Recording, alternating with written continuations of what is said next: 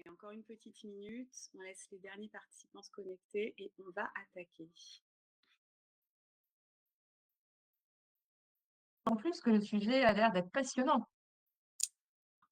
Je t'avoue que j'ai été particulièrement impressionnée et surprise de manière très positive de voir le nombre d'inscrits. On a eu plus de 300 inscrits sur ce webinaire. Je ne m'attendais pas à autant d'engouement sur la bienveillance, parce qu'on sait que c'est un sujet, on y reviendra après, qui peut être pris de différentes manières. Mais c'est vrai qu'on voit que c'est un sujet important, que les gens apprécient. En plus, par rapport aux typologies de personnes qui se sont inscrites au webinaire, on a beaucoup de dirigeants, j'ai vu des présidents de groupes, et d'ailleurs, je les remercie, je les salue pour ceux qui sont connectés, des DRH, beaucoup de consultants aussi en QVCT, des spécialistes du secteur. Donc, on voit vraiment que c'est un sujet qui passionne et qui intéresse. Et je vous avoue que ça me rassure. Je pense que toi aussi, Angelica. Donc, tant mieux que c'est un sujet qui plaît. Et merci beaucoup à tous d'être là aujourd'hui. On va attaquer. Il est 12h05. On s'était donné 5 minutes pour laisser à tout le monde le temps de se connecter. On va laisser les gens finir de se connecter au fil de l'eau. Donc, tout d'abord, merci beaucoup à Zenworking d'organiser ce webinaire aujourd'hui. Donc, Zenworking organise régulièrement des webinaires autour de ces thématiques. Le mois dernier, et je le salue, c'était Cédric qui intervenait sur les enjeux plutôt sport et santé. Aujourd'hui, on intervient sur leadership bienveillant et communication positive. Il y en a déjà eu un sur la RSE. J'en anime un autre avec Franck en février sur société à mission. Donc, je vous invite vraiment à vous abonner à la page de Zenworking sur LinkedIn, à aller sur le site internet. Il y a plein d'événements hyper intéressants, de webinaires qui sont organisés comme celui-ci sur ces thématiques-là. Il y aura également probablement des événements physiques aussi en 2025, des petits déjeuners, des conférences.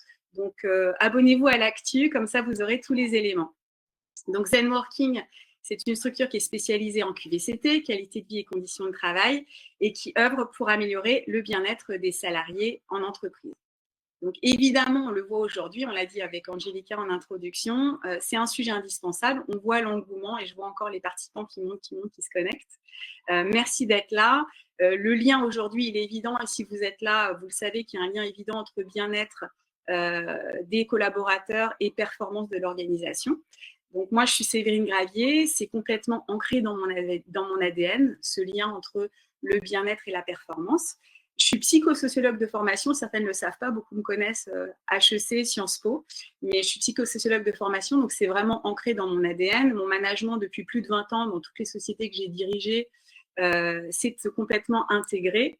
Et c'est vrai que que ce soit dans les services, l'immobilier et le retail, j'ai toujours conduit la performance des organismes que j'ai dirigés, dépassé les objectifs que j'ai fixés, tout en améliorant les conditions de travail des collaborateurs et en ayant un impact positif au sens large sur l'environnement, environnement au sens large, développement durable, également environnement de la société avec un grand S.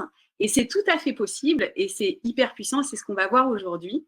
Je suis advisory board aussi pour Zenworking et je passe la parole à Angelica pour se présenter, qui est consultante pour Zenworking. Merci Séverine, merci Zenworking pour ce moment d'échange et bonjour à tous. Alors donc moi je m'appelle Angelica Nechko, je suis donc consultante et formatrice en qualité de vie au travail, mais avant toute chose j'ai on va dire 20 ans de tourisme d'affaires et d'événementiel à mon actif où j'ai eu l'occasion d'accompagner les entreprises justement sur la cohésion d'équipe, sur l'intégration des nouveaux dans l'entreprise, sur l'appartenance à l'entreprise, donc tous ces sujets finalement que j'ai traité dans le tourisme et dans l'événementiel m'a amené à m'intéresser à la qualité de vie et conditions de travail. Aujourd'hui, je suis en mission chez NJGDS en tant que préventrice santé, sécurité et qualité de vie au travail. Donc, on voit bien que tous ces sujets sont aujourd'hui traités dans l'entreprise et j'ai hâte donc d'échanger avec toi, Séverine, sur la thématique, entre autres, de cette fameuse bienveillance. On va commencer par ça, par la bienveillance. C'est qu'effectivement, quand Ravinder est venu voir, il m'a dit oui, Séverine, il faudrait qu'on fasse un webinaire sur la bienveillance. Je lui ai dit oulala, la bienveillance.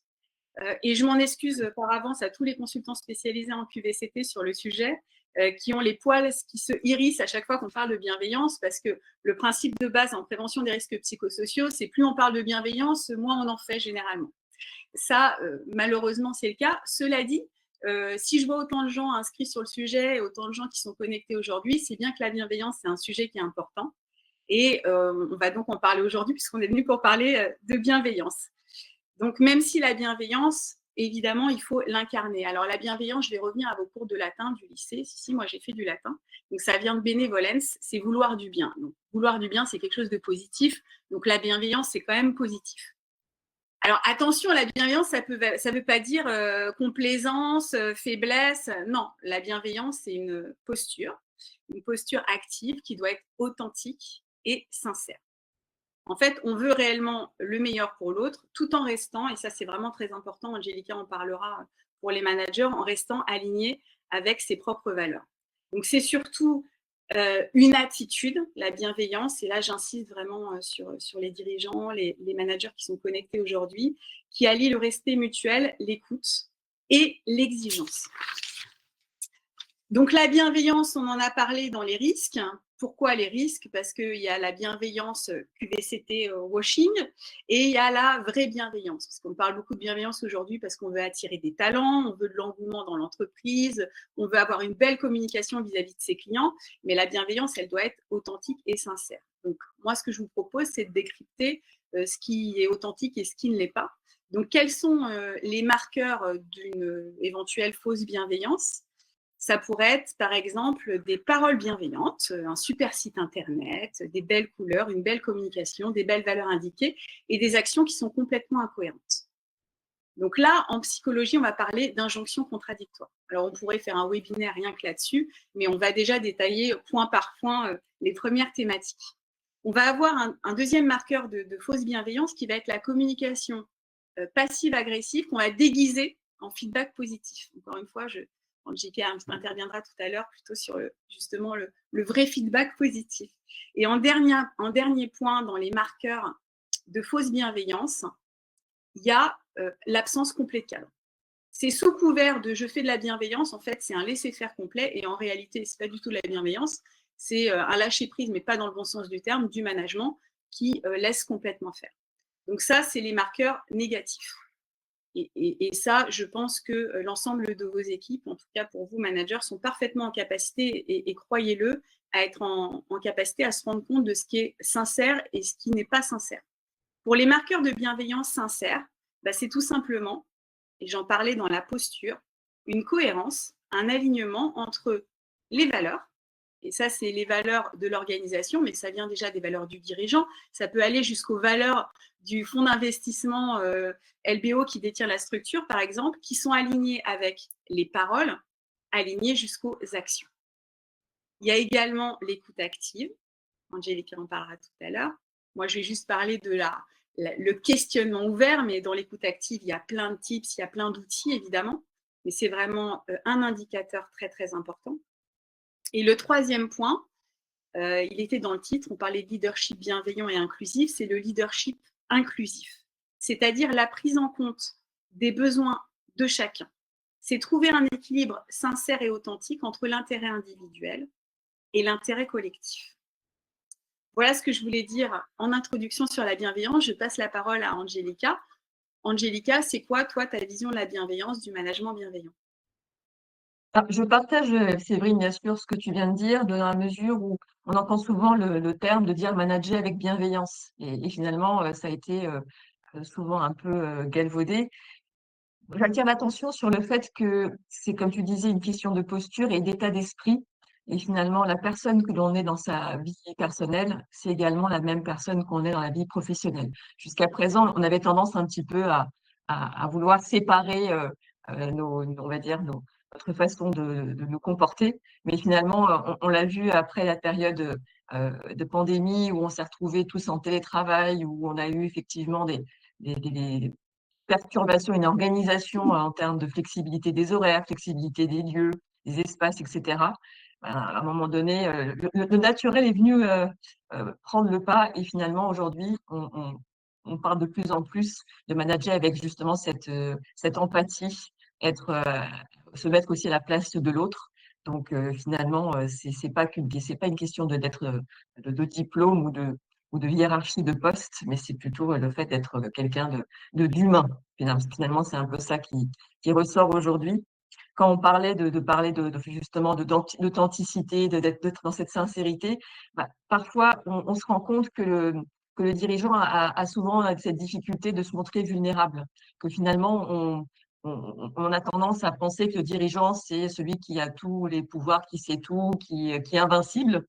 Mais c'est également aussi un être humain. Et ça me fait penser à toutes les conférences que j'ai assistées au MEDEF, où justement il y avait un focus sur les dirigeants en leur faisant prendre conscience qu'ils doivent aussi apprendre à prendre soin d'eux avant effectivement de pouvoir aussi bah, tout simplement appliquer. Alors c'est vrai que on va dire que l'employeur aujourd'hui a des obligations en santé et sécurité, mais néanmoins, ça donne aussi un exemple, puisque si le dirigeant prend soin de lui, ça donne aussi envie aux collaborateurs de prendre soin de leurs équipes, et cetera. Donc, je pense que c'est un alignement de ce que tu disais entre ce que l'on pense, ce que l'on fait et ce qu'on applique sur le terrain. Et puis peut-être un petit rappel aussi, parce que souvent on demande aux managers d'être un petit peu sur tous les fronts. Et finalement, j'ai envie de leur dire que oui, enfin, en tout cas, un manager n'est pas un psy, hein, n'est pas non plus un coach ou pour ceux qui n'ont pas été en tout cas formés ou assistants sociaux, hein, dans certains cas. Et néanmoins, on leur demande aujourd'hui de plus en plus de gérer les problèmes humains. Alors pour autant, ils ne sont pas toujours outillés. Donc c'est là que le rôle de l'entreprise a son importance au niveau des accompagnements avec du coaching, que ce soit également des formations sur la santé mentale, sur la gestion des conflits. En tout cas, c'est des thématiques qui sont de plus en plus aujourd'hui portées dans les entreprises où l'idée, c'est de pouvoir outiller ces managers pour qu'ils puissent faire front euh, à justement parfois ces débordements et c'est cette difficulté émotionnelle qu'on peut rencontrer. Donc, j'ai envie de te dire, on avait évoqué justement dans nos échanges, bah, finalement, il y a une importance de parler de cette sécurité émotionnelle. Donc, peut-être que tu peux nous en dire plus, Séverine. Effectivement, moi, quand on parle de bienveillance et de surtout de leadership bienveillant, la première chose qui me vient à l'idée, c'est l'importance de la sécurité émotionnelle. Tu viens d'en parler rapidement là par rapport au code du travail. Donc, le leader, il a des obligations, évidemment, et elles sont indispensables. Sans leadership bienveillant et inclusif, il n'y a pas de sécurité émotionnelle. La sécurité émotionnelle, c'est un terme psychologique. Dans le travail, on parle de sécurité psychologique du travail. La sécurité psychologique du travail, elle favorise l'apprentissage, l'innovation et la collaboration. Et ce que j'avais envie de prendre comme axe aujourd'hui pour vous parler de sécurité émotionnelle, au-delà évidemment des enjeux de prévention des risques psychosociaux et de l'amélioration des conditions de travail des collaborateurs, c'est clairement un levier de performance. Là, je fais référence à un livre que je vous invite à lire qui s'appelle The Fearless Organization, qui est un livre de Amy Edmondson, qui explique les différents leviers de performance en fonction de la capacité au leader et la capacité à l'organisation à garantir une sécurité émotionnelle forte.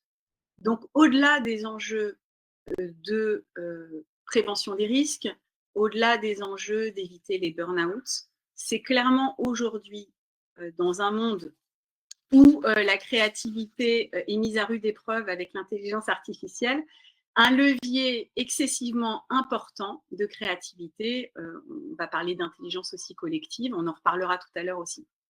Un chiffre à retenir, c'est le chiffre du ministère du Travail. On a aujourd'hui 31% des actifs en entreprise qui ont peur d'exprimer les émotions. Angélica en parlera tout à l'heure sur comment on fait pour pouvoir aider les salariés à exprimer leurs émotions en entreprise. C'est un chiffre qui est problématique parce que ces 31 personnes, elles se sentent pas motivées, elles se sentent pas bien et en plus, elles vont complètement inhiber leur créativité. Si vous voulez libérer la créativité de vos talents, il est indispensable de leur garantir une sécurité émotionnelle forte. Je vais faire référence à une étude du New York Times qui est assez connue sur les équipes de Google. Je pense que la plupart d'entre vous la connaissent, qui est un peu ancienne. Elle date de février 2016, mais au-delà de ça, elle est quand même assez marquante. Cette étude, elle dit que Même le plus brillant des employés de Google, alors on est tous brillants, mais c'est important des fois d'avoir des références. Si on ne le met pas dans un environnement psychologique sain et sécure, en fait, il ne va pas du tout pouvoir exprimer ses talents. Donc là, j'en amène à la responsabilité du dirigeant, j'en amène à la responsabilité des managers de mettre en sécurité émotionnelle les collaborateurs, et on verra notamment avec Angelica sur le comment faire après. Encore une fois, sur un temps court de webinaire, comme ça on ne peut pas rentrer dans l'intégralité des détails. Mais il est important de faire ce lien, et je pense que c'est important que vous ayez conscience quand vous êtes manager ou dirigeant, vous avez une position de leadership, de faire le lien de manière importante entre le droit à l'erreur et la création de valeur. La sécurité émotionnelle, c'est être en capacité à pouvoir partager librement ses idées, même des ébauches, même une petite idée comme ça qui vient à la machine à café le matin, de partager ses préoccupations, ses interrogations dans l'organisation et ses erreurs sans crainte du tout d'être jugé ou, je dirais pire, de subir des représailles. Ça, c'est indispensable que le leader puisse garantir ça. Et encore une fois, au-delà de vos obligations du Code du travail sur ce sujet-là, pour un levier de performance, il est indispensable de pouvoir garantir ça pour pouvoir aller lever des enjeux de créativité. On est dans des environnements qui sont excessivement complexes, excessivement changeants. J'en parlais tout à l'heure de l'intelligence artificielle qui est sur toutes les lèvres. Tous les dirigeants en parlent et vous avez raison parce que c'est quelque chose qui va excessivement vite. L'intelligence artificielle, aujourd'hui, elle est un peu en train de lisser tout ce qu'on fait. Elle est en train de lisser nos services, elle est en train de lisser nos communications. Donc, si vous voulez garantir un avantage concurrentiel fort pour qu'on ne se retrouve pas tous à dire la même chose et à faire tous la même chose, il est important de pouvoir travailler sur l'intelligence collective. Donc moi, ce que je vous invite à faire, c'est de gagner du temps sur vos process avec l'intelligence artificielle, mais de travailler sur l'intelligence collective. Et pour pouvoir avoir une intelligence collective qui est puissante, qui est forte et qui va vous amener de la valeur ajoutée, la sécurité que vous allez mettre en place, le sentiment de sécurité que vous allez mettre en place vis-à-vis de vos collaborateurs est indispensable et ça va vous amener un avantage concurrentiel fort. Les managers qui managent encore, il y en a encore malheureusement par la peur, se trompent. Aujourd'hui, les neurosciences, elles sont claires, il y a plein d'études sur le sujet. Le management par la peur, ça inhibe complètement la créativité, au-delà des conséquences sur la santé graves. Ça nuit complètement à la réflexion et notamment aux enjeux de résolution de problèmes. Ça, c'est important d'en avoir conscience. C'est complètement out. Il faut complètement arrêter ça. Malheureusement, et je pense que tous les gens qui sont connectés aujourd'hui, tous les gens qui sont inscrits à ce webinaire en ont conscience, certes, la sécurité émotionnelle, c'est important, mais de manière inconsciente, on parlait d'incarnation et de posture tout à l'heure, le leader, le dirigeant, des fois, va aller cultiver une culture de silence de manière complètement inconsciente. Parce que sa posture ne va pas être alignée avec ce qu'il veut dégager. Et là, je vous invite vraiment à une remise en question. Si vous n'êtes pas prêt à avoir des retours de feedback de la part de vos équipes, et ça, c'est vraiment à vous en tant que manager de pouvoir faire un travail sur vous-même, ils ne seront pas en capacité à vous faire des retours. Donc, il est très important de travailler sur le côté humilité du manager, le côté prise de recul pour pouvoir vous remettre en question et accepter ces feedbacks. Parce que mettre en sécurité émotionnelle vos collaborateurs, c'est leur donner la possibilité de remonter les informations. Donc, vous, il faut que vous soyez en capacité à accueillir les retours. On parle de pivot chez les startups. Encore une fois, aujourd'hui, le monde va vite. Donc, si vous voulez avoir un avantage concurrentiel, si vous voulez performer, être agile sur ce monde, il est indispensable que vous puissiez accueillir ces retours-là pour travailler sur la créativité.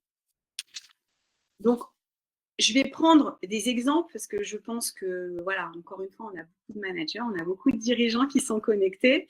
Vous vous êtes tous levés un matin en vous disant « Ah, j'ai l'idée du siècle, c'est génial, j'ai déjeuné avec mon ami chef d'entreprise qui est dans le même marché que moi, il a fait ça dans sa boîte, c'est génial, je vais faire ça, c'est super, de toute façon, c'est l'idée du siècle. » De toute façon, je ne vais pas me fâcher avec les dirigeants qui sont connectés. De toute façon, vous êtes dirigeant, vous avez l'idée du siècle, c'est la base.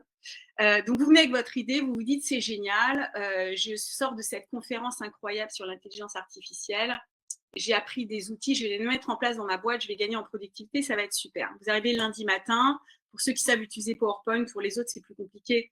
Vous présentez vos diapos, vous arrivez en comité de direction, en COMEX, vous présentez votre idée, vous déroulez, vous êtes quelqu'un de brillant, vous avez fait des études, vous avez de l'expérience, donc vous envoyez. Et là, les retours sont hyper positifs, c'est génial. Le comité de direction y va, on fait la prochaine réunion, les gens déroulent, on va chercher les budgets, on déploie, on lance, et là, flop. Le produit ne trouve pas son client, vos sales, vos commerciaux ne vendent pas le produit. D'un point de vue opérationnel, ça se passe mal. Il y a du conflit dans les équipes. En fait, vous vous rendez compte, ça plante. Alors après, vous étudiez pourquoi ça a planté. Il y a plein de raisons opérationnelles pourquoi ça a planté. Mais la vraie raison pourquoi laquelle ça a planté, c'est quand vous êtes arrivé votre lundi matin avec votre idée du siècle. C'est que personne n'a osé vous faire un retour. Je pense, en tout cas, en tant que manager, qu'on l'a tous vécu. Et c'est très important de prendre conscience de ça, d'avoir ce recul, parce qu'encore une fois, moi, dans les dirigeants que j'ai pu rencontrer ou ceux que j'ai pu accompagner, il y en a plein qui ont envie, qui ont vraiment une vraie volonté d'être bienveillants, qui ont une vraie volonté d'ouvrir le dialogue, qui vont à la machine à café avec leurs équipes. Et pour autant, dans des enjeux hyper stratégiques, dans des enjeux de top management, de comité de direction, on n'ose pas les contredire. On n'ose pas leur poser des questions ouvertes pour essayer d'avancer. On n'ose pas leur dire « Ouh là là, attention, tu sais, on a lancé un gros produit, un gros projet il y a 6 mois. Les équipes, là, elles sont fatiguées. Il faut peut-être décaler ce lancement de projet. » Et donc, vous allez droit dans le mur. Et ça, c'est important de le préciser parce qu'au-delà de favoriser la créativité, c'est que si vous ne garantissez pas une certaine sécurité émotionnelle vis-à-vis de vos collaborateurs, au-delà de ne pas garantir la créativité et d'avoir un avantage concurrentiel, vous allez aller complètement dans le mur. Alors, quand on lance un projet, qu'on lance un lancement, on va perdre de l'argent, c'est fâcheux. On peut planter une boîte, c'est fâcheux, mais il y a encore des choses bien pires que ça. On a la santé des gens en jeu. Ça peut engendrer des accidents. Et là, moi, j'insiste sur la prévention des risques des accidents.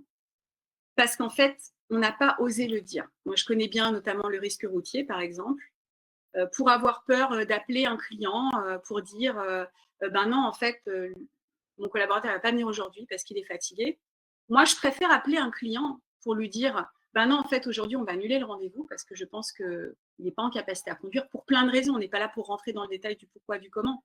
Plutôt que d'appeler son conjoint le soir pour lui dire en fait, il a été au rendez-vous client, mais en fait, il ne va pas rentrer ce soir. Je plombe un peu l'ambiance, mais volontairement, je voulais dire qu'il y a les enjeux de créativité, de performance, et il y a les enjeux de sécurité au travail. Et la sécurité émotionnelle au travail, elle a des conséquences bien plus importantes que ce que vous pouvez penser. Au-delà de planter un lancement de produit ou des enjeux d'accident, il y a un exemple qui est intéressant à retenir, c'est le lancement de la navette Challenger en 1986. Et c'est un exemple qui est très intéressant parce que, pour vous prendre ça en exemple, l'ingénieur qui avait travaillé sur le sujet des joints de la navette, donc c'est la navette Challenger qui a explosé en 1986, qui a fait 7 astronautes qui sont morts. La veille du lancement, on savait qu'il y avait un risque puisque les températures étaient descendues en dessous de zéro et on savait qu'il y avait un risque d'érosion des joints lié au dernier lancement. L'ingénieur qui a travaillé sur les joints, il l'a remonté à son chef de projet qui a travaillé sur le projet sur lequel il y avait les joints, et tout le monde a remonté. Et à un moment, il y avait juste besoin de décaler. Personne n'a osé aller plus loin et affronter contre la NASA en disant non, en fait, on décale ce lancement, on n'y va pas. Parce qu'il y avait un problème de sécurité émotionnelle. Et depuis ce jour, alors évidemment, ça a profondément changé les enjeux techniques liés aux joints, mais on n'est pas là pour entrer dans le détail des enjeux techniques, de tout ce que ça a transformé d'un point de vue technique au niveau de l'aérospatiale. Mais ça a surtout complètement transformé le processing humain de prise de décision sur ces sujets-là. Et je vous invite vraiment à travailler ce point avec vos équipes et à prendre conscience en tant que dirigeant de l'impact positif, on l'a évoqué, mais surtout l'impact négatif que peut avoir d'un manque de sécurité émotionnelle au sein de vos organisations. Voilà ce que je voulais dire sur la partie sécurité émotionnelle. Angelica, je te passe la parole. Je sais que toi, tu as plein d'outils, plein de tips. Moi, c'était plutôt une vision macro sur comment on fait très concrètement pour travailler ce sujet-là, au-delà de la posture et de l'incarnation du dirigeant, mais quels sont les tips, du moins, même si je sais qu'on a peu de temps pour en parler, mais quelques tips que tu peux avoir, toi, dans ta boîte à outils. Je trouve que parler des émotions, c'est pas toujours évident. Parce que tu disais tout à l'heure, comment oser dire les choses. Moi, ça m'interpelle et aujourd'hui dans les entreprises, on fait des icebreakers, on fait des météos justement pour pouvoir parler de ses ressentis, comment on se sent en début de réunion. Ça donne aussi un peu la température dès le début, le lundi matin ou le vendredi soir. Vous n'avez pas forcément le même mood. Donc, c'est vrai que des fois, des petites choses simples, ça prend peut-être 2-3 minutes. Mais rien que le fait de demander aux gens comment ils vont le lundi matin, bah, tout de suite, on sait un peu comment on va aborder les sujets dans la journée. Euh, un petit focus sur les émotions. Finalement, les émotions, c'est universel. Et pour avoir voyagé dans le monde entier, je ne parlais pas forcément toutes les langues, hein, parce qu'à un moment donné, j'ai été confrontée à des tribus amérindiennes. Je ne parlais pas espagnol et eux pas l'anglais. Ben, on a communiqué par les gestes, par le sourire, par l'émotion qui était justement transmise à travers la joie, à travers un petit peu cette excitation finalement de se rencontrer et de partager un moment ensemble. Et c'est ce qui est important de retenir, c'est que l'émotion, c'est ce qui nous permet de nous le relier les uns aux autres. C'est ce qui nous permet de rentrer en contact entre humains et finalement, lorsqu'on a des moments de joie ou de tristesse, c'est ce qu'on retient aussi. C'est pas tant ce qu'on aura dit. On sait que la communication verbale, elle est peu retenue. C'est la communication non verbale, justement, c'est tout ce qui se passe derrière et ça passe par l'émotion. Donc ce petit focus, et je pense c'était important, mais je sais qu'il y a énormément aujourd'hui de livres, de bouquins qui en parlent. Euh, je ne sais pas si tout le monde sait identifier les 6 émotions principales, mais en tout cas, je peux vous les donner, hein, c'est la colère, la honte, la joie, la tristesse, la peur, également le dégoût. Voilà, donc c'est les 6 principales. Et puis après, il y a des sous-catégories. Il y a des jeux de cartes qui permettent aussi justement d'évoquer les émotions, de mettre des mots à travers ce qu'on peut ressentir et pour pouvoir plus facilement identifier le besoin. Parce que c'est ça qui est important. C'est pas tant de savoir qu'on est heureux ou triste, etc. C'est qu'est-ce qu'on en fait et comment on peut répondre à ce besoin. Donc, il y a énormément on va dire, d'outils pédagogiques dans ce sens. J'aime beaucoup aussi un support qui s'appelle le Justomètre. C'est on va dire un petit éventail avec les couleurs du vert où tout va bien, vers le jaune orangé où ça commence un petit peu à se corser, et on va vers le rouge quand ça va vraiment pas. C'est un peu, vous savez, aussi les petits smileys qu'on voit, les de 3 couleurs, pour lorsqu'on a du mal à s'exprimer, lorsqu'on n'est pas habitué aussi à finalement évoquer ce qu'on ressent, bah, parfois on passe par ce support pour dire là aujourd'hui je suis dans le vert et là tout va bien, là du coup je suis hyper créatif, hyper open pour pouvoir collaborer. Et à l'inverse, quand c'est rouge, laisse-moi peut-être 1 heure pour que je redescende en température avant que peut-être un conflit ou une tension éclate dans le moment où je ne me sens pas bien. Donc ça permet aussi, même aux DRH d'ailleurs, de pouvoir mettre devant leur porte, parce que il y a des journées où tout va bien, des journées c'est un peu plus tendu. Sur leur porte, ils mettent leur petit juste mètre, ce qui fait que les collaborateurs, quand ils frappent à la porte, ils savent tout de suite comment gérer, enfin en tout cas comment appréhender une discussion avec leur DRH. Voilà, donc des petites astuces comme ça du quotidien. J'aime bien aussi les 5 accords Toltec. C'est un petit bouquin qui évoque un petit peu finalement sa posture, à savoir et la parole impeccable, ne prend pas tout personnellement et puis évite effectivement de faire des suppositions. Donc voilà, c'est des petites choses qui pourraient certainement aider les managers et les dirigeants peut-être à se remettre en question, peut-être aussi se challenger pour apporter justement cette touche un petit peu aussi de vulnérabilité, d'humanité qui peut parfois manquer dans ce leadership et ce management un peu contrôlant. Euh, Qu'est-ce que j'ai d'autre à vous dire? Oui, une super boîte à outils que j'aime beaucoup dans la collection du Node, c'est la boîte à outils d'intelligence émotionnelle. Donc là, vous pourrez aussi piocher tout un tas d'outils.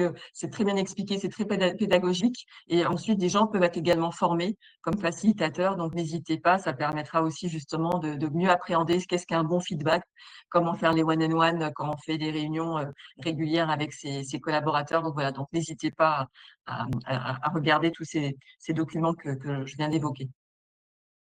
Alors maintenant, peut-être parler un peu plus avec Séverine sur qu'est-ce qu'il nous reste à parler aujourd'hui. Bah, je crois que c'était la communication positive, hein. C'est ce qui était un des sujets qu'on avait abordé. Donc, je t'en prie, à toi. Exactement, merci Angélica. En tout cas, merci d'avoir rappelé qu'à la fin du webinaire, ils retiendront moins de 10% de ce qu'on a dit et qu'ils retiendront l'émotion qu'on a transmise. Donc, j'espère que l'émotion était bonne. Parce qu'effectivement, en communication, voilà, on ne retient pas grand-chose. C'est l'avantage, comme ça on peut dire des bêtises, les gens ne se souviennent pas forcément de tout. Donc par rapport à la communication positive, je voulais le regarder de l'angle de la communication au sens large du terme, le côté transparent de la communication, au-delà des enjeux de communication positive. Et merci d'avoir fait le lien avec les accords Toltec, parce que c'est quelque chose que j'apprécie particulièrement. Et là, on parle côté entreprise, mais je pense que tous ces conseils-là, c'est des choses que vous pouvez évidemment utiliser aussi au quotidien dans toutes vos relations, y compris personnelles. Et ça vous fera énormément avancer. En tout cas, moi, c'est des sujets qui m'ont fait personnellement beaucoup avancer. Je vais revenir sur l'étude que j'ai évoquée tout à l'heure du New York Times, là, sur nos fameux employés de Google très talentueux. On parlait de l'importance de l'environnement psychologique sécurisé pour pouvoir déployer l'ensemble de leurs talents. Et il y a également des piliers qui sont indispensables qui ont été cités dans cette étude. Et pour faire le lien avec la communication et l'importance de la transparence de la communication, je vais vous les citer aujourd'hui. C'est l'importance d'avoir des objectifs clairs, d'avoir des collègues fiables, d'avoir un travail qui a du sens. Et le dernier qui est pour moi le plus important, c'est la conviction que leur contribution a un impact. Ça, c'est hyper important. Ça répond à la question « à quoi je sers ?» Et cette réponse à la question « à quoi je sers ?» elle détermine la motivation de vos collaborateurs. Que vous soyez manager, dirigeant, à un moment, vous avez besoin de savoir à quoi vous servez, en quoi vous êtes utile dans l'organisation. C'est quand même beaucoup plus motivant de se lever le matin en disant ben, en fait, quand je viens, je fais ma journée, je vais contribuer à créer de la valeur pour la société. Je vais avoir un impact. Parce que si je n'ai pas conscience que j'en ai, ben, en fait, autant que je passe toute la journée sur Facebook. Et après, on voit arriver des choses qu'on appelle les démissions silencieuses, le manque d'engagement, et on va complètement à l'opposition de ce qu'on veut, puisque nous, ce qu'on veut, c'est donner, enfin moi, je dis toujours donner du sens pour aller dans le même sens. Et ça, c'est indispensable. Il faut que vous puissiez, en tant que manager, en tant que dirigeant, en tant que leader, donner du sens pour que tout le monde aille dans le même sens. Et ça passe par une communication positive et surtout une communication transparente, notamment sur vos objectifs, vos résultats, votre stratégie, vos KPIs, vos OKR. Ça, c'est indispensable. On parle, évidemment qu'il y a des managers toxiques qui volontairement veulent garder le savoir, c'est le pouvoir, mais c'est quand même pas la majorité. La majorité que je vois, moi, c'est des dirigeants volontairement qui ont envie d'être bienveillants et qui ont envie de communiquer. C'est juste qu'ils ne savent pas forcément comment faire. Et des fois, c'est de la maladresse. Moi, je vois des dirigeants que j'ai pu accompagner ou avec qui j'ai pu travailler. Quand je leur dis, ben, il faut communiquer sur les résultats, il faut communiquer sur les objectifs, ils me répondent « Oh là là, mais non, mais moi, je ne veux pas les embêter. Je ne veux pas les noyer d'informations. Je veux qu'ils se concentrent sur l'opérationnel. » Donc, en fait, c'est de la maladresse. Déjà, ne décidez pas à la place de vos équipes. Si j'ai un conseil à vous donner, qui ne sait pas demande. C'est mon conjoint qui me dit ça tout le temps. Donc, quand on ne sait pas, on pose la question. Aujourd'hui, vous avez énormément d'outils à votre disposition, des formulaires, des outils collaboratifs, ne serait-ce que pour les petites entreprises, aller à la machine à café avec vos collaborateurs, ou vous, en tant que top management, descendre à votre middle management, de faire à la machine à café, de faire des points avec vos équipes et de leur poser la question. Et pour les plus grosses structures, vous pouvez faire des formulaires. Posez la question, c'est un enjeu de RSE. Alors, ce n'est pas la thématique du webinaire d'aujourd'hui, mais posez la question aux gens, demandez-leur. Et si vous leur posez la question, moi, je vous le signe à 100%. Évidemment que les gens veulent savoir. À chaque fois qu'on a posé la question, évidemment que les collaborateurs ont envie de savoir où on va, c'est quoi l'ambition de la société, c'est quoi les objectifs, c'est quoi les résultats. Évidemment que les gens ont envie de savoir. Et si vous avez un doute, ne réfléchissez pas à leur place, ne trouvez pas la réponse à leur place en leur disant ça va les noyer d'informations. Ne vous inquiétez pas, avec toutes les informations qu'on a au jour d'aujourd'hui dans les réseaux sociaux, les gens sont grands, ils sont capables de trier les informations dont ils ont besoin. Et par rapport aux réseaux sociaux, je voudrais faire un lien là-dessus. Attention aux problématiques de communication, parce qu'en plus, à vouloir soi-disant préserver vos équipes à pas leur communiquer des éléments stratégiques, de résultats, de stratégie. Ils apprennent les infos sur les réseaux sociaux. C'est horrible. Et ça génère énormément de manque de considération, de manque de confiance, de manque de reconnaissance et de la démotivation chez vos collaborateurs parce qu'ils ont l'impression de ne pas être considérés. Alors qu'en vrai, moi je le sais, je parle avec les dirigeants, je parle avec les managers. C'est pas qu'ils veulent démotiver les équipes, c'est pas qu'ils veulent volontairement squeezer l'information, c'est que c'est des biais, c'est des peurs qui sont en dehors du temps, de ne pas vouloir déranger. Voilà. Donc, encore une fois, si vous ne savez pas vous poser la question, la réponse, je l'ai déjà en partie, mais je vous invite quand même à poser la question parce que c'est toujours très agréable. Les gens aiment qu'on leur demande. Je pense que vous aussi, vous aimez quand on vous pose la question, qu'on vous demande ce que vous avez envie. Donc, posez-leur la question, ça vous évitera de la démotivation de vos collaborateurs et qu'ils apprennent les informations ailleurs sur les réseaux sociaux. C'est vraiment très, très désagréable. Et le dernier point que je voulais aborder sur les enjeux de communication positive, de part de la posture du leader, quand vous communiquez régulièrement avec vos équipes, vous mettez un lien sincère avec eux, un lien authentique. Vous avez confiance en eux, ils ont confiance en vous. Si vous communiquez régulièrement sur les résultats, le jour où il y a un couac, le jour où il y a un problème, on l'a vécu, je l'ai vécu pendant le Covid, où là, il y a des impacts forts, où vous devez communiquer à vos équipes, ben là, il n'y aura pas d'augmentation, il n'y aura pas de prime. Vous avez des mauvaises nouvelles à annoncer. C'est quand même beaucoup plus facile, c'est quand même beaucoup plus sain de communiquer à ce moment-là quand vous avez tout le temps l'habitude de communiquer. Et en plus, ayez confiance en vos équipes vont parfaitement comprendre parce que si vous leur avez déjà expliqué les objectifs, l'ambition de la société, que vous leur tenez au courant des résultats régulièrement, ils vont comprendre les enjeux, ils vont comprendre les conséquences et les décisions difficiles que vous devez prendre. Donc ça, c'est vraiment important et c'était sur ce point que je voulais, voilà, il y a plein d'autres choses que je voulais vous dire, mais je vois que le temps avance à la vitesse de l'éclair, sur le côté communication positive de la part du dirigeant, sur le côté transparence, et ça va en lien avec leadership bienveillant, évidemment, tout est lié, leadership bienveillant et inclusif, la communication positive, et je finirai là-dessus, il faut que tout ça se soit incarné par le dirigeant et ça transmettra, tout sera transmis dans votre communication, dans vos réseaux, dans votre site internet de manière tout à fait naturelle et vous atteindrez les objectifs que vous voulez en termes d'engagement, en termes de recrutement de talent et de performance de manière tout à fait naturelle. Voilà. Angelica, je te laisse nous donner ta vision de la communication positive, tes tips sur le sujet et puis après on pourra passer aux questions-réponses et aux échanges sur le chat. C'est vrai, je vais reprendre ce que tu viens de dire, la puissance de cette communication, mais aussi elle est en faveur de la collaboration.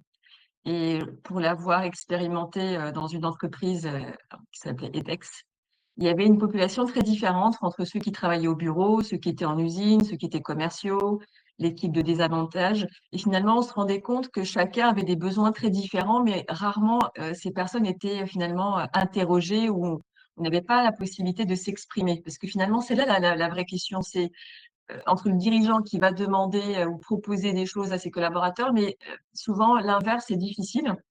Et au travers d'un baromètre, on a souvent dans les entreprises des questionnaires de satisfaction, des questionnaires RPS, qualité de vie au travail, une fois par an, des questionnaires souvent un petit peu, on va dire, à froid derrière un ordinateur. Donc moi, j'ai un petit peu, j'ai fait un pas de côté et j'ai proposé en fait pendant 3 mois des réunions, des groupes de travail où on a pris un échantillon de toutes les personnes qui pouvaient représenter l'entreprise et à la grande surprise du DRH, des personnes qui, en temps normal, ne participaient pas du tout au questionnaire, se sont beaucoup plus impliquées parce qu'on leur a donné la possibilité de s'exprimer dans un cadre de confiance dans lequel ils ont pu échanger avec les autres, brainstormer. Et ce qui était intéressant, c'était aussi de les faire travailler sur les solutions. Parce que certes, on constate les difficultés, les problématiques du terrain, mais l'enjeu était aussi de leur demander si finalement ils avaient une petite baguette magique, qu'est-ce qu'ils pourraient apporter dans leur quotidien et qu'est-ce qu'ils pourraient améliorer dans leur processus. Et donc, il y a eu énormément d'idées, de suggestions qui ont pu être des pistes de travail ensuite auprès des équipes RH. Et je leur ai même conseillé de faire une commission en lien avec la qualité du travail pour que ce travail puisse se faire sur la durée et puisse être pérenne. Donc, un joli exemple comme quoi, jusqu'à présent, c'était toujours un peu les mêmes qui étaient interrogés et là, on a donné la parole à toutes les personnes de l'entreprise. Donc ça a créé un vrai engouement, une motivation et des zones d'amélioration qui ont pu être significatives en usine comme au bureau. Au niveau le fait de pouvoir améliorer cette collaboration, souvent les gens ne se connaissent pas très bien. Donc là, je pense à des outils que certains connaissent certainement, en tout cas au niveau des équipérages, c'est le test DISC, qui nous permet d'avoir les 4 profils de code couleur, hein. Donc on voit le dominant, contrairement à celui qui est un peu consciencieux. Donc on voit bien que là, parfois, communiquer entre ces profils un peu différents, c'est pas toujours évident. Donc le fait d'avoir aussi des petits tips pour savoir un peu qui est de quelle couleur, ça permet aussi à l'équipe de mieux se connaître et mieux interagir les uns avec les autres, donc mieux collaborer ensemble. Je pense aussi au codev. Je pense que Séverine, tu dois connaître. C'est vraiment du coaching, un coaching employé pour l'équipe, dans la mesure où le manager, ou en tout cas la personne qui vient avec son problème, vient échanger entre pairs ou avec ses collaborateurs et il y a une solution qui est finalement trouvée à la fin de ce moment de réunion. Ça peut être des phases codev de 30 minutes, voire des demi-journées de codev quand on a vraiment des thématiques qu'on veut approfondir avec l'expérience des uns et des autres. Il y a une confrontation d'idées et je trouve que c'est vraiment une belle émulation pour pouvoir euh, finalement améliorer des projets ou des idées. Je pense également à la ProcessCom qui est très en vogue en ce moment, qui est un vrai outil pour les managers et pour les dirigeants. Je pense que c'est vraiment un outil aujourd'hui qui permet aussi justement de manager avec les personnalités parce qu'on a tous des parcours différents, des façons d'appréhender des sujets de manière effectivement avec singularité. Et je pense que c'est important aussi que chacun puisse être quelque part identifié avec ses points on va dire ses points forts, mais également ses points de faiblesse, parce que c'est ce qui crée cette intelligence collective et c'est ce qui nous permet justement d'avancer dans l'entreprise. Donc voilà, donc il y a pas mal d'outils aujourd'hui qui sont utilisés en communication. Bon, vous connaissez la communication non violente, le fait de pouvoir se détacher justement de ses émotions et de pouvoir exprimer les choses de manière très factuelle. Donc voilà, donc je pense qu'on peut de plus en plus se former à ces outils ou être accompagné, donc que ce soit par du coaching, que ce soit par des outils de coaching, etc. Donc voilà, donc c'est pour moi intéressant de pouvoir aujourd'hui dire que c'est accessible et qu'on peut, à travers la régularité, à travers du rituel, pouvoir finalement transformer l'entreprise aussi en douceur et accompagner les managers avec les dirigeants pour pouvoir mieux co-construire finalement cette entreprise de demain, quoi. Super. Merci, Angelica. On est déjà dépassé le temps, hein, parce que je crois que c'était 45 minutes qui étaient prévues, mais on va prendre quand même quelques minutes pour les questions-réponses. Je vais regarder dans le chat s'il y a des gens qui ont posé des questions. Ce serait super si les références mentionnées pouvaient être partagées ultérieurement. Ok, on va regarder ça, pas de souci, on va vous envoyer, je vais faire ça avec Ravinder. Des exemples concrets. Alors Frédéric, est-ce que tu peux nous dire à quoi tu faisais référence dans les exemples concrets? Parce que quand j'ai parlé ou Angelica a parlé, on n'était pas forcément sur le chat en direct. Quelles astuces pour aider la direction ou le management à prendre conscience que leur style est dysfonctionnel, car fait par la peur, la tyrannie? Là, Sylvia, je t'invite effectivement alors, à te rapprocher. C'est complexe parce que pas beaucoup de temps, mais généralement, il faut faire appel à des consultants extérieurs. Après, encore faut-il que la direction en soit d'accord. Après, il y a différents enjeux. Il faut te rapprocher du CSE, etc. Le CSE peut être une personne qui soit en capacité à parler à la direction s'il y a des choses qui sont dysfonctionnelles. Et effectivement, pousser le CSE à demander à faire appel à un consultant extérieur. Parce que, encore une fois, des fois, le dirigeant n'en a pas conscience, il est sur d'autres sujets, il est très éloigné du terrain, il n'a pas forcément les infos. J'en ai parlé tout à l'heure. Des fois, le middle management n'ose pas remonter les informations et les problématiques aux dirigeants. Donc ça, c'est effectivement, là, il faut absolument faire passer faire intervenir un consultant extérieur de Zenworking idéalement. Ok, Ravinder avait déjà répondu, super.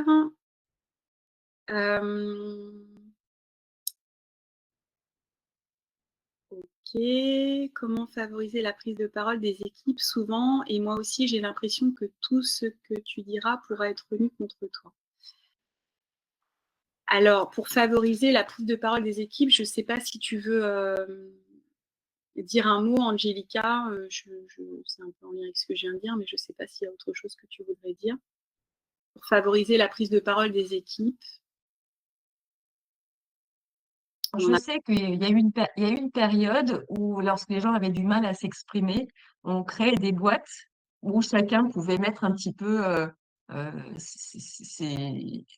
ses revendications, ses plaintes, etc., tout ce qui n'allait pas.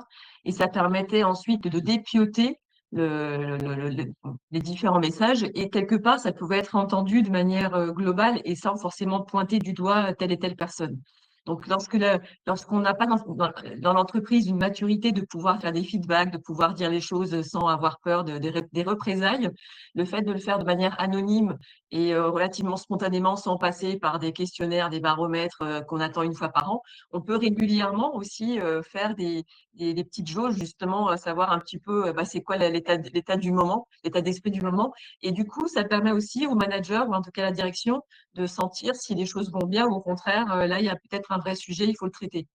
Donc, ça peut être peut-être un premier petit pas avant de vraiment engager des discussions à cœur ouvert et de pouvoir se dire les choses. Et c'est vrai que le fait d'être accompagné parfois peut aider parce qu'une tierce personne euh, permet aussi que les deux parties s'écoutent, que les deux parties apprennent aussi à trouver des compromis et que finalement on devienne tous acteurs. Je pense qu'il y a quelque chose qu'on n'a pas dit tout à l'heure, c'est être acteur de son bien-être, ne pas toujours attendre que tout vienne de la direction, mais aussi en tant que collaborateur, on a aussi notre mot à dire.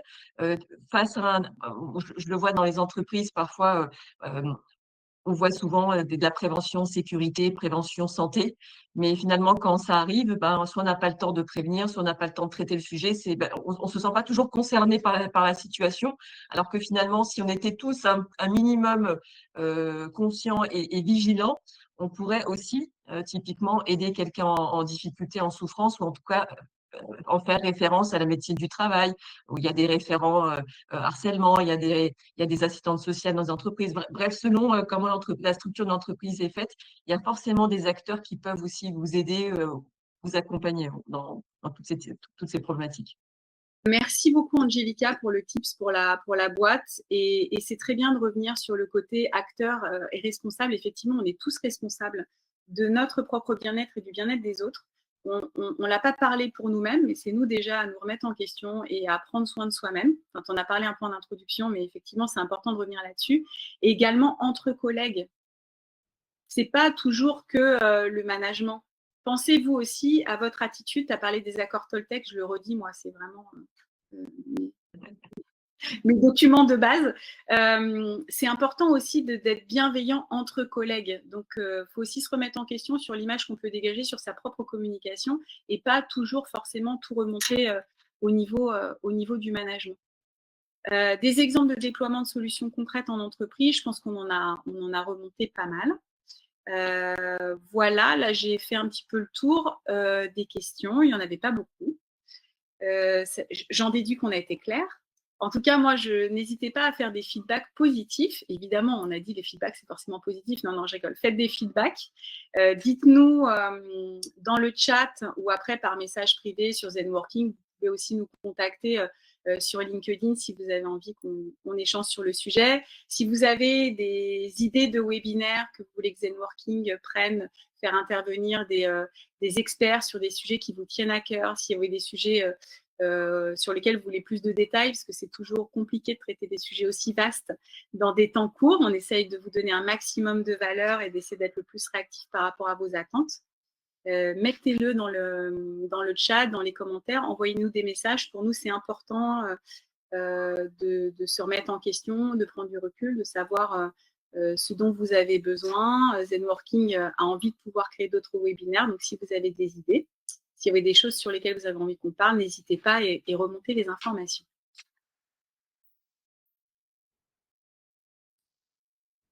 Super, merci Boris.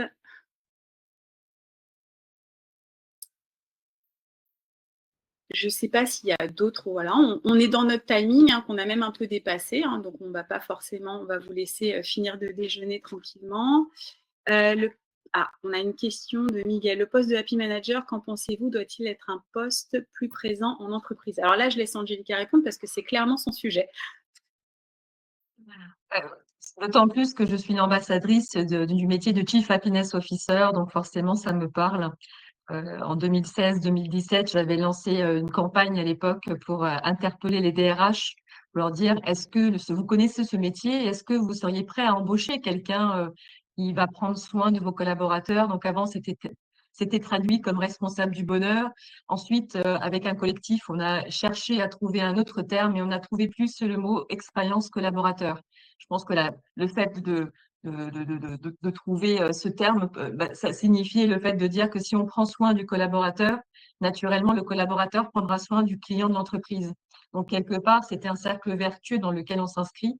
C'est vrai que faire de la QVT quelque chose d'événementiel, ça ne marche pas. On l'a vu, hein, les baby-foot, les massages, les corbeilles de fruits, ce sont des initiatives qui sont peut-être sympathiques sur le moment, mais c'est pas ça qui va faire que votre entreprise va finalement avoir un management typiquement bienveillant avec cette écoute et pouvoir être dans la collaboration.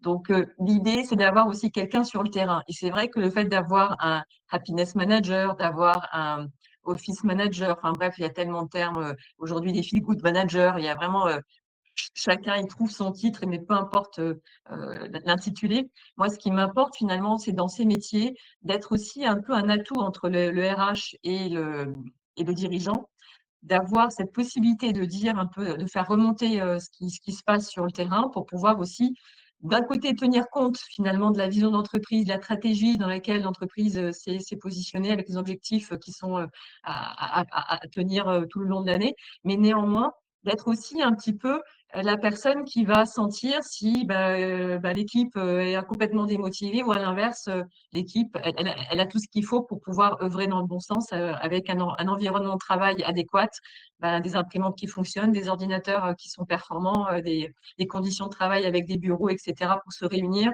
lorsqu'on fait beaucoup de télétravail et autres. Donc tout ça fait qu'à un moment donné, cette personne va être un petit peu ce facilitateur, celui qui va aussi créer des moments de convivialité, parce que c'est aussi important de se retrouver, que ce soit pendant les pauses déjeuner ou faire des team building dans l'année. C'est ce qui permet de souder l'équipe, c'est ce qui permet aussi de développer l'entraide, de pouvoir aussi appliquer ce droit à l'erreur, parce qu'on en parle souvent, c'est souvent vécu comme des échecs quand quelque chose ne fonctionne pas, alors que quand on applique la démarche qualité de vie au travail, on apprend à quelque part identifier qu'il y a des choses qui ne fonctionnent pas, mais comment aussi on peut les améliorer. C'est quoi les outils dans lesquels on peut peut-être trouver une autre façon de travailler et finalement, c'est ce qui nous permet de nous remettre en question, c'est ce qui nous permet aussi d'apprendre à mieux nous connaître et par la même occasion, de pouvoir mieux interagir avec l'autre. Donc, ça favorise naturellement la collaboration. Donc oui, pour moi, ce métier a sa place dans l'entreprise. Maintenant, il faut que chacun aussi comprenne que ce n'est pas le sauveur, c'est pas lui qui va résoudre tous les problèmes dans l'entreprise, mais néanmoins, ça peut être un atout pour pouvoir faire bouger les lignes. Merci pour cette réponse très complète, mais je savais que c'était ton sujet de prédilection, un de tes sujets de prédilection. Miguel a rajouté une question, il a mis « Pensez-vous qu'il doit être obligatoire en entreprise ?» Je pense que tu as répondu en partie, mais je ne sais pas si tu veux redire un mot sur ce sujet. Obligatoire dans la mesure où c'est bien d'avoir quelqu'un qui crée justement ces rituels, qui rappelle, qui vient aussi insuffler de nouvelles pratiques, qui vient proposer de nouveaux outils, qui est un peu, qui est aux petits soins de tout le monde, mais ça permet aussi de montrer qu'on a aussi des moments où on peut pas toujours répondre à tous les besoins et c'est aussi aux collaborateurs de créer aussi cette émulation autour de ce métier. Donc, moi, ce qui me paraît intéressant, c'est de créer des comités de bien-être, ce qui fait qu'à tour de rôle aussi, ça peut être chacun avec son appétence. Certains sont très orientés sur le sport, et ben du coup, organiser des marathons, des activités, faire des challenges pour faire des pas. Et derrière, ça se convertit même le fait de pouvoir planter des arbres. Donc, on répond QVT RSE parce que pour moi, les deux sont très liés. La qualité du vie au travail n'a pas de sens que si aussi on prend soin de la planète dans laquelle on vit. Aujourd'hui, on est vraiment challengé dans l'entreprise sur la façon de consommer, sur la façon de pouvoir aussi recycler. Moi, j'aime beaucoup cette approche dans les entreprises comme Engie. On a vraiment cet aspect de dire que demain, on construit un campus. Et dans ce campus, on va aussi faire en sorte pour que tout le mobilier existant va aussi pouvoir être réutilisé. Des portes ont été utilisées pour faire des tables. Voilà, donc je trouve ça génial de pouvoir aussi intégrer des personnes comme on a fait travailler le Café Joyeux, qui est un joli regroupement de la restauration pour les personnes en situation de handicap, je pense à Trisomie 21. Voilà, donc il y a plein d'initiatives dans les entreprises et je pense qu'il faut aussi les valoriser, en parler. Donc, communiquer. Je pense que si le mot de la fin de ce webinaire, c'est utiliser cette communication à bon escient et faites en sorte de le partager. Plus ce sera partagé, plus il y aura un engouement et plus les gens seront aussi heureux de contribuer. Ça donnera du sens à ce qu'ils font. Merci beaucoup, Angélica. Et en plus, tu fais le lien avec un autre webinaire qui a lieu sur entreprise à mission, bien-être des collaborateurs et entreprise à mission. Et effectivement, je suis d'accord avec toi, tout est intimement lié. Donner du sens, la communication, le leadership. Et en fait, c'est plutôt rassurant d'ailleurs. Et tout ça est lié aussi avec la performance de l'entreprise. Donc, j'allais dire, tout va bien. On n'a plus de questions. On a dépassé le temps. Ravinder rallume sa caméra pour nous dire d'arrêter. Pas du tout, en fait, franchement, on a perdu Séverine. Oh, pardon. Merci Séverine, merci Angélica pour partager ces conseils très précieux. Vous avez parlé énormément sur le sujet et moi j'ai tellement adoré votre participation, tout ce que vous avez partagé dans ce webinaire, sachant que le webinaire est enregistré et nous allons partager un replay de ce webinaire avec les participants. Et merci d'ailleurs les participants aussi qui vous avez tous assisté à ce webinaire et c'était très intéressant pour avoir cet engouement pour ce sujet de communication et leadership. En tout cas, n'hésitez pas à contacter Angélica, moi, Séverine, si vous avez d'autres questions via LinkedIn, via Zenworking. Si jamais vous avez besoin de parler sur plusieurs sujets et il peut y avoir plusieurs consultings. En tout cas, merci encore et je vous souhaite excellente journée, Séverine, Angélica. Bon appétit et bon appétit à tout le monde. Merci à toi, merci à tous. Bonne journée, au revoir. Bonne journée.